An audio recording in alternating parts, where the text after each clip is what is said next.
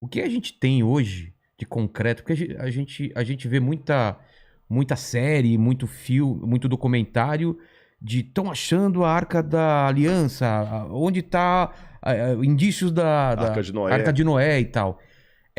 O que a gente tem de estudo de arqueologia que comprove os tempos bíblicos ou esses grandes momentos que a gente viu relatados na Bíblia? Porque tem uma linha tem pessoas que acham que é tudo metáfora, é tudo histórias que significam outra coisa, e tem uma linha que fala, não, muito daquelas coisas realmente aconteceram. As Uhum. pragas do Egito, o dilúvio, e tem gente procurando essas evidências. Em que pé que a gente tá?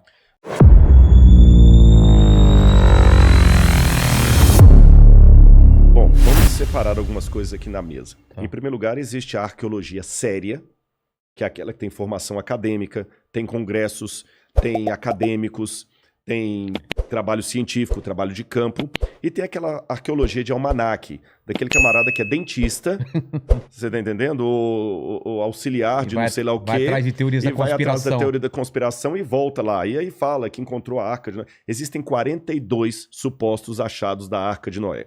É? 42. Você tá entendendo?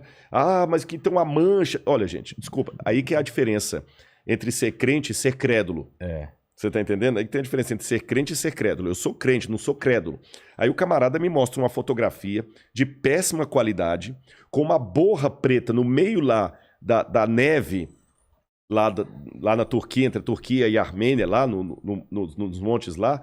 Olha, tá vendo aqui, olha? É no formato No da. formato da arca. E o cara vem com um desenzinho de computador, ainda faz assim, pô, o cara tá aqui debaixo da Você neve. foi lá? Não, Não. mas. Ou então aquelas histórias assim, porque um cara da NASA descobriu. Então, olha, vamos varrer tudo isso pro Por lixo. exemplo, o que eu já escutei, eu não sei se é Aham. verdade, que a Arca da Aliança estaria sendo guardada na Etiópia em segredo.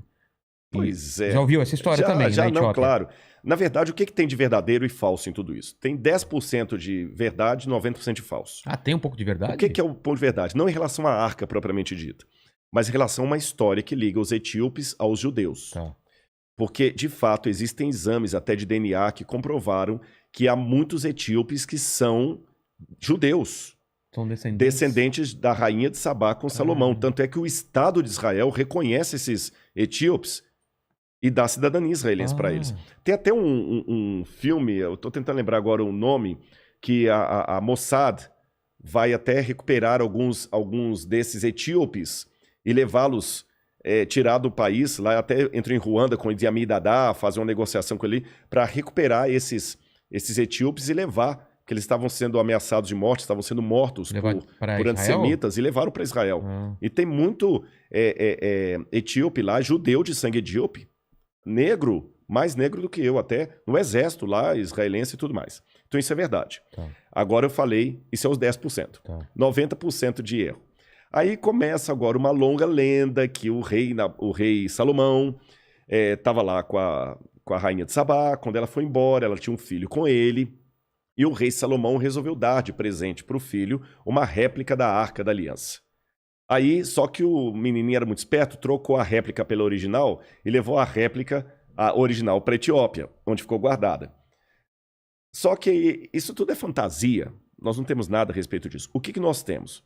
Até a Bíblia não fala como é que a arca desapareceu. É uma inferência. Eu estou falando da Arca da Aliança, onde estão É. os 10 mandamentos. E ela, Aquela que ela eu... descreve, ela descreve com Com detalhes detalhes, sim, absurdos, né? os De como anjos, exatamente. Eu estou eram falando querubins, né? querubins. Eu estou falando daquela que o Indiana Jones encontrou. Aquela ali. Aquela lá. É. Caçadores da Arca Caçadores Perdida. da Arca Perdida. Aí o que acontece?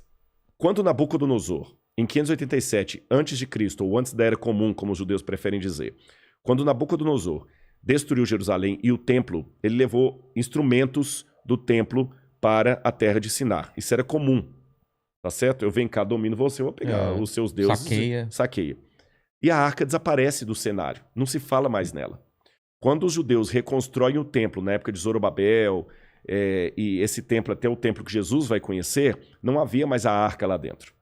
Até o livro de Macabeus, que é um livro deuterocanônico, fala que mãos piedosas, entre elas Jeremias, esconderam a arca.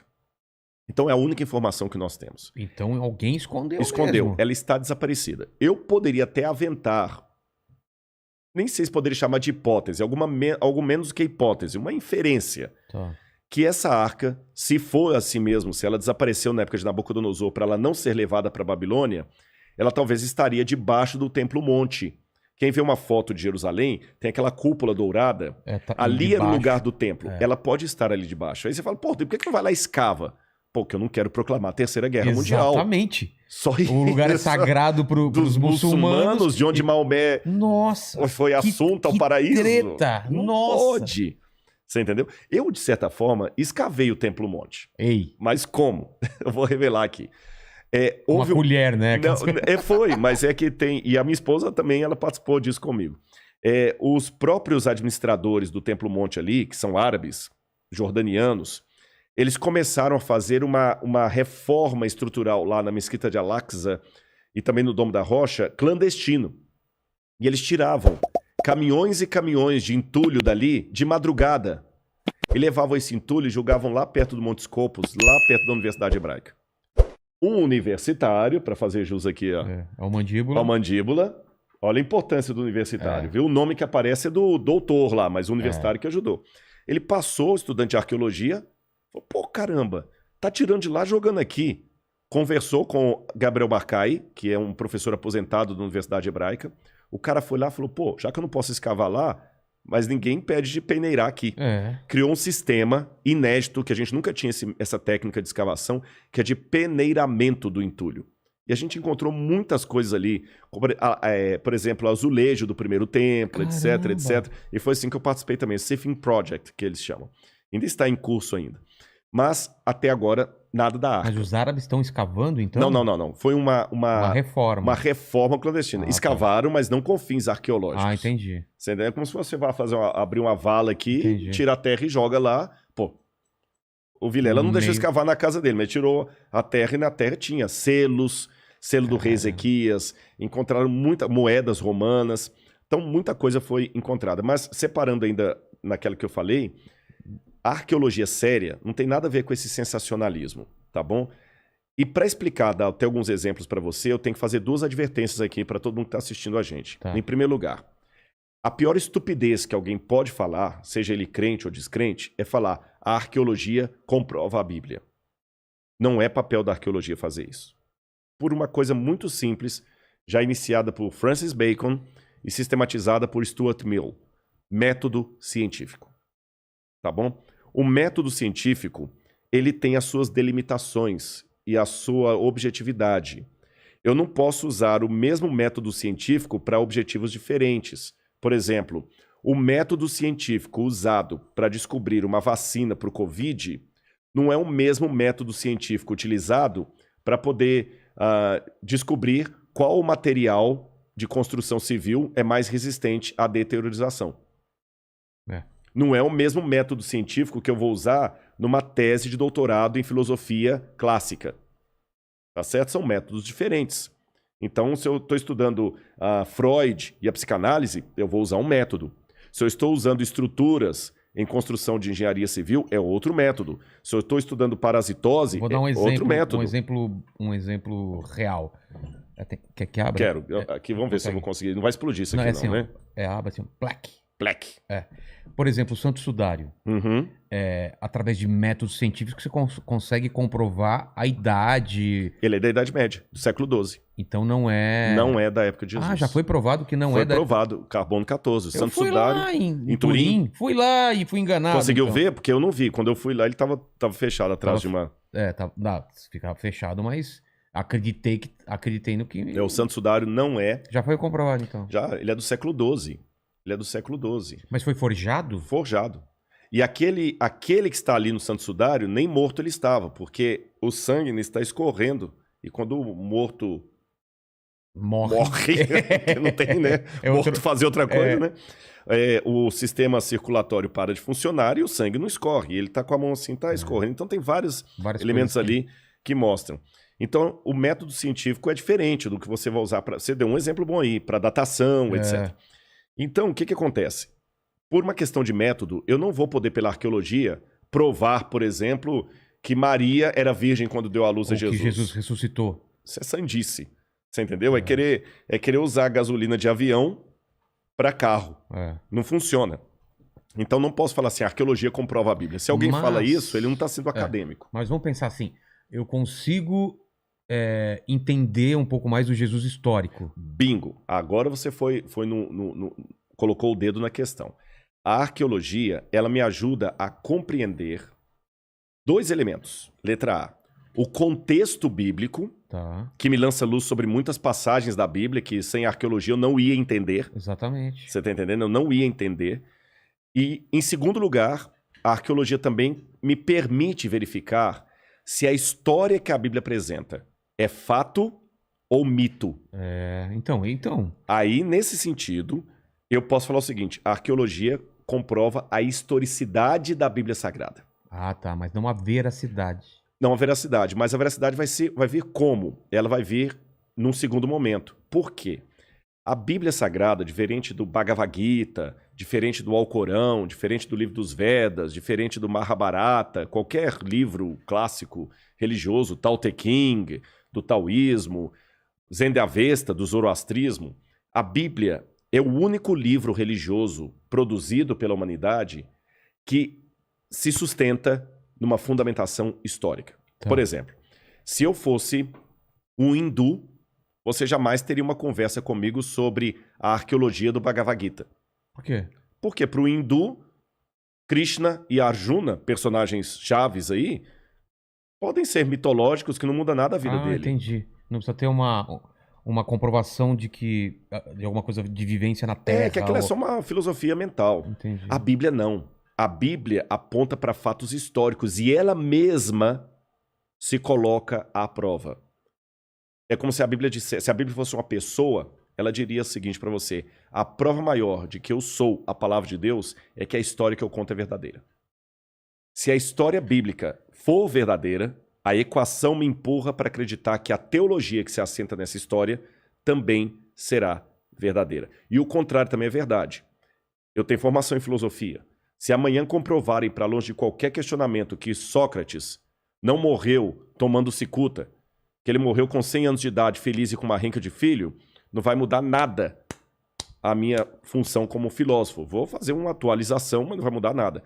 Mas, por outro lado, se amanhã provarem para longe de qualquer questionamento que Jesus não morreu crucificado naquele festa de Páscoa, absurda. Acabou o cristianismo. Acabou. Mas não tem mais espaço. A pedra fundamental do cristianismo é a ressurreição. Sim, é a ressurreição que mostra a evidência de que Deus tem o poder sobre a morte e outras coisas mais. Mas eu não vou analisar a ressurreição com os mesmos critérios de CSI, querendo saber quem que matou Getúlio Vargas. Esse que é o problema. Aliás, colocando isso, até digo uma coisa que muita gente não entende. Eu respeito, eu tenho muitos amigos que são ateus, que são céticos, e aliás, eu vou até dar um testemunho para você. Houve situações que eu fui tão bem tratado por alguns amigos ateus que eu me senti mais amparado por eles do que por alguns colegas de igreja. Eu não tenho vergonha de falar isso. Eu não tenho vergonha de fazer uma alta crítica sobre a própria religião. Até porque o fato da pessoa ser ateu não necessariamente a torna uma pessoa ruim. Mas de pelo jeito contrário, nenhum. Ela pode... Né? Uma frase que eu coloquei nesse livro aqui. Betinho. Pô, Betinho. Eu coloquei assim, Betinho poderia... Né? Ele tinha hemofilia. Eu falei, Betinho podia até não acreditar em Deus, mas Deus acreditava no Betinho. Então, tem tanta gente que fala, Você cara... tá entendendo? O cara não acreditar em Deus é um detalhe. Você tá ele entendendo? faz o bem, ele tenta ser uma boa pessoa. Meu único questionamento a quem faz o bem sem Deus é um questionamento filosófico, não moral.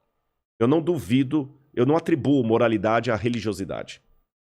Porque eu já vi na prática muita gente ateu, puxa vida, que desenvolve um amor maior do que muitos religiosos e teólogos. Faz caridade. Faz caridade, um monte de coisa, você tá entendendo? Você tem um monte de pastor aí, picareta, tirando dinheiro do povo à vontade. Você tem padres que mandou tanta gente aí pra Inquisição aí, Torquemada lá da Espanha, o que o camarada fez. Você tinha e para não ficar dando exemplo só católico, eu dou também protestante. Jim Jones, o pastor do diabo, que levou um monte de gente para a morte lá na Guiana. Você tá entendendo? Então, quer dizer, e ao mesmo tempo eu tenho ateus como Betinho, porque o cara era só caridade. E eu fico até me perguntando, Vilela, considerando que às vezes a minha vida é a única Bíblia que muita gente está lendo fora da minha religião, eu fico até me perguntando se a pessoa é ateu de fato ou se ele rejeita a caricatura de Deus que eu passei para ele. Exatamente. A única pergunta que eu faço pro ateu é uma pergunta de cunho filosófico, não moral. Você faz o bem baseado em quê? Porque se eu for procurar uma explicação última, e essa é uma característica do filósofo, o filósofo sempre procura questões últimas. Você está entendendo? Quando o filósofo pergunta o que é a vida, qual o propósito da vida, um filósofo clássico, principalmente se ele for aristotélico, de linha aristotélica, ele não está perguntando assim, o que você quer fazer terça-feira da semana que vem? É qual o propósito da vida? É uma resposta que valha para o Vilela, para o Rodrigo, para o Mandíbula, para todo mundo. Ele quer o sentido último, de onde eu vim, para onde eu vou. E se não tem Deus, é difícil encontrar uma justificação razoável por que Hitler era um demônio. Porque raciocinemos. Vou tirar Deus da jogada. Dostoiévski dizia, no Crime e Castigo lá, lindo, nos Irmãos Karamazov, tinha a história de Ivan e Smerdyakov, que era o irmão adotivo do Ivan. E o Ivan é um filósofo, ele escreve, vamos abandonar Deus e vamos ficar livres. Porque a religião aprisiona. Limita. Se Deus não existe, tudo é permitido, estamos livres. Aí o Smerdyakov mata o pai deles por herança. Ele era filho adotivo. Aí o Ivan vai à cadeia conversar com o irmão. Ele fala, por que você fez isso? Ele falou assim, graças aos seus artigos. Você é um assassino, você... Não, não sou. Com base em que você está falando que eu sou um assassino, que eu sou errado? Não, você não pode. Se Deus não existe, tudo você que escreveu, tudo é permitido. Não, mas a lei... Não, a lei daqui diz que eu sou um assassino, mas a lei de lá diz que não.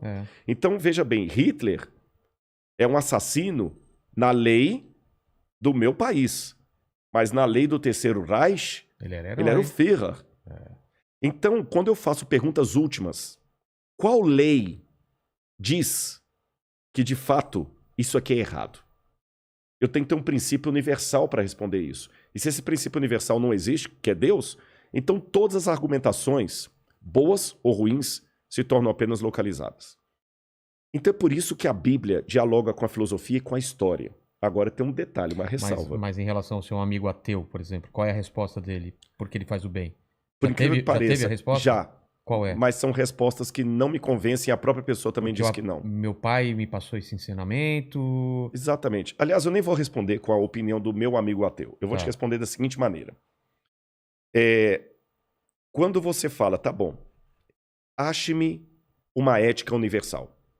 Porque você sabe que tem a ética e tem a moral. Aí você tem vários. Você tem a escola do Aristóteles, você pode falar da escola de Kant, que fala que é a ética do dever, a ética deontológica. Você pode ir para a ética utilitarista de Heidegger. Ou seja, você pode seguir a ética que você quiser.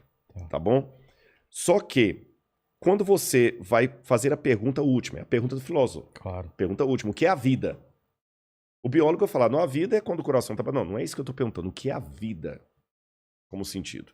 Quando você pergunta eticamente, qual é a ética universal? Qual é aquele princípio que faz você agir em prol do bem, que é um princípio que não está atrelado à sua cultura? Eu não estou perguntando perguntas efêmeras, eu estou fazendo pergunta filosófica. Eu não estou perguntando assim, o que é chique? Isso é efêmero, porque o que é chique hoje pode não ser amanhã. Você está entendendo? O que você coloca aqui agora como enfeite, há 30 anos atrás podia ser absurdo. Daqui a 50 anos pode ser ridículo. Pode ser ofensivo. Pode ser ofensivo, tá certo? Hoje eu estou usando aqui, o pessoal não está vendo, eu estou com uma calça jeans, um blazer e uma botina daquelas. Mas há 30 anos atrás eu estaria completamente ridículo. Ia parecer o Falcão, aquele humorista. Você usava jeans, né? Jeans com blazer. Você tá entendendo? Hoje é normal. Então eu não estou perguntando o que é belo no sentido da moda. Eu estou perguntando... Uma coisa além disso. O que é o belo? O que é o respeito? O que é a ética acima de qualquer questionamento?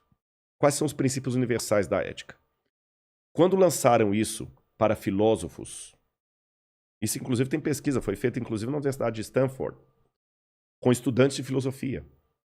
2/3 deles não conseguiram responder qual é o princípio universal que está por detrás das ações do bem, que justifica o bem. Ou seja, se eu fosse um nazista aqui e te falo assim, me convença que o nazismo realmente é hediondo.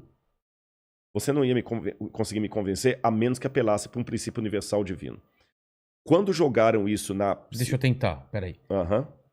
Se eu fosse te convencer, partindo do pressuposto que você não acredita em Deus e não é... E nem você. E não nem tem eu. Deus. Ah, nem eu também. É, exatamente. Não tem Deus. Não tem Deus na jogada. Não existe Deus. Tente Eu me teria que convencer te apenas com argumentos humanos que o nazismo é hediondo. Você matar muita gente, você tá errado por quê? Porque vai contra o princípio. Não tem, Que né? princípio? Não tem. Não tem. Sabe quantas escolas de pensamento houve para tentar criar uma ética universal dispensando Deus? Só se fosse uma lei que limitasse. Você vai ser preso, mas ele não vai ser preso porque... Tá. Mas é local. É local. É errado porque... não sei. Não tem. Sabe quantas escolas de pensamento filosófico tentaram responder essa pergunta? 600. E teve alguma... Não, tanto é que houve 600. É. Se houvesse uma resposta coerente e não haveria e 600 definitiva. propostas. Você tem o biologismo, você tem o próprio evolucionismo, você tem várias, nenhuma delas resolve. Vou te dar um exemplo. Uma das possíveis respostas, essa foi uma das que os meus amigos me deram. Tá. Não, mas pela lei da evolução das espécies, eu sei que é errado matar, porque senão eu também serei morto. Então, como esse é um princípio da evolução dentro de mim, para me preservar, eu não mato. Aí eu falo assim, mas será que isso não faz sentido? Porque se fosse então, jamais haveria guerras. Eu mato o outro para ele não me matar, é o contrário. É o contrário. Você tá entendendo? Alguns falam assim, não, é o gene egoísta. Como disse lá o Dawkins, né? O Richard Dawkins. É o gene egoísta. Ah, mas o gene egoísta, você tem no mundo animal... Não, mas o gene egoísta, ele justifica as pessoas matarem as outras, não deixarem de matar. Exato, é a procriação. É a procriação. Ele fala assim, eu vou procurar para que o meu gene... Ah, tá. Mas mesmo assim, o gene egoísta é perigoso, porque o gene egoísta não é uma questão moral, é uma questão muito minha. Ou seja, qualquer coisa que nós acreditamos, até o galho, até o chifre que você ganha da sua namorada, não tem como você moralmente recriminá-la se você tirar Deus da jogada. O máximo que você pode falar é o seguinte, olha, desculpa, roubar esse copo seu é errado à luz do Código Penal brasileiro. Você tá entendendo? Agora, convenhamos. Achado não é roubado. Achado não é roubado. Se eu pegar a própria lei da evolução das espécies, a sobrevivência do mais apto. Se eu conseguir te roubar e ficar bem, o que eu tenho que cuidar para não ser pego. Então você está vendo, a Bíblia dialoga com muita coisa. Eu só queria dar uma notinha só sobre a questão ainda da arqueologia, e a gente pode continuar esse assunto. Tem uma coisa que muita gente levanta contra a Bíblia, fala assim, Rodrigo, mas você é arqueólogo, você não tem a prova para tudo da Bíblia? Que eu falei que a história pode ser comprovada. Eu tenho que levar em consideração o seguinte, Vilela, o arqueólogo, para entrar nessa área, a primeira coisa que ele tem que aprender é trabalhar com fragmentos de história. Você nunca vai ter o cenário completo. Não, né? não é só da arqueologia bíblica, não. Se eu trabalhar... O historiador também, né? Exatamente. Se eu trabalhar com a arqueologia dos incas, dos maias, dos astecas, dos egípcios, da Mesopotâmia, a arqueologia africana... Você tem vestígios. Vestígios, porque a ação do tempo, guerra, reocupação de cenário, ladrões de sepultura, muita coisa se perdeu. Mas a gente pode dizer que quem daqui 100 anos quiser estudar o nosso tempo, ele não vai ter fragmento, ele vai ter tudo, ou mesmo assim são fragmentos? Olha, projeção de futuro é uma coisa meio complicada a gente fazer. Mas partindo do pressuposto que vai estar tudo aqui, vídeos, fotos, tudo pode vai estar ser que ele documentado. encontre tudo, mas se a gente continuar na esfera que nós estivemos, ele só vai encontrar as baratas, porque a guerra nuclear, se a guerra nuclear acontecer, aí destrói tudo. e a estupidez humana não me torna tão tranquilo quanto a impossibilidade disso. A inteligência é limitada, a ignorância não. A ignorância não. A menos que Deus intervenha, eu não trabalho tranquilo que o ser humano não vai apertar o botão. Exatamente. E se houver uma guerra nuclear, nós vamos deixar menos para os arqueólogos do futuro do que os do passado deixaram para nós. Só vai ficar as baratas. A única que sobrevive. É verdade. Então, com o que eu trabalho? Eu trabalho com fragmentos de história, como qualquer outro arqueólogo. Então, a questão que eu tenho que perguntar não é se eu tenho uma prova arqueológica para cada página que a Bíblia conta. A pergunta é, o pouco que eu encontrei de arqueologia confirma ou desmente a Bíblia? Aí eu faço um trabalho estatístico. Eu não preciso entrevistar 200 milhões de brasileiros para ter uma certeza de quem será o próximo presidente do Brasil. Basta eu fazer uma amostragem aí com 2.000 e poucos brasileiros, e daquela amostragem Projetar. eu projeto, olha, se a eleição fosse hoje, Cecília Meirelles ganharia em primeiro turno com tantos por cento dos votos e Monteiro Lobato ficaria em segundo lugar com tantos por cento dos votos. Quando o Ibope faz essa projeção, ou Datafolha, ou qualquer órgão aí, ele não entrevista todos os brasileiros. Ele pega uma amostragem e, com base nessa amostragem, ele projeta. A arqueologia é a mesma coisa. Eu não tenho evidências para todas as histórias da Bíblia. Mas aquelas poucas que eu tenho, elas confirmam ou não? Confirmam. Então, a partir delas, eu posso projetar a estatística e ver a arqueologia confirma historicamente a Bíblia Sagrada. Entendi.